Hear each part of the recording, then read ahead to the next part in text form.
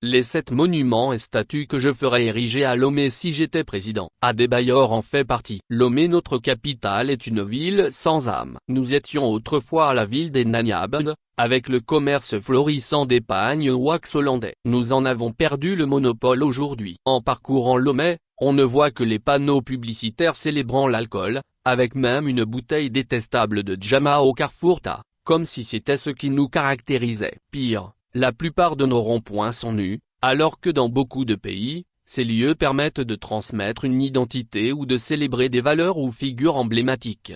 Si j'étais président du Togo, voici les 7 monuments que j'érigerais dans la capitale. Bien entendu, ceci se fera progressivement, et que personne ne me dise que les gens ont faim. Les monuments font venir des touristes et il y a des gens qui ne seront jamais rassasiés. 1. Statue en hommage aux guerriers Konkomba Atta. Les guerriers Konkomba sont ceux qui ont opposé la plus farouche résistance tant à l'envahisseur allemand qu'au pacificateur français. Ils étaient tellement belliqueux qu'on le colon finit par sectionner le pouce des archers, pour les empêcher de tirer. Ce monument célébrera la bravoure. 2. Monument en hommage aux Nanabe au rond-point à la jonction des boulevards du Mono et Circulaire. Kodjo-Viscopé, à côté du palais de Lomé. Les Nanabe ont fait l'économie du Togo, avant les phosphates. Un monument célébrant l'entrepreneuriat à l'entrée de Lomé par l'ouest est une juste reconnaissance. 3. Une statue de Sylvanus Olympio au rond-point Sim-Togo. Le père de l'indépendance doit avoir une grande statue témoignant du grand homme qu'il est. Toute personne entrant au Togo parler le verra en premier. Ce monument célébrera l'opiniâtreté. 4. Le président Eyadema à l'aéroport. On peut aimer ou ne pas l'aimer,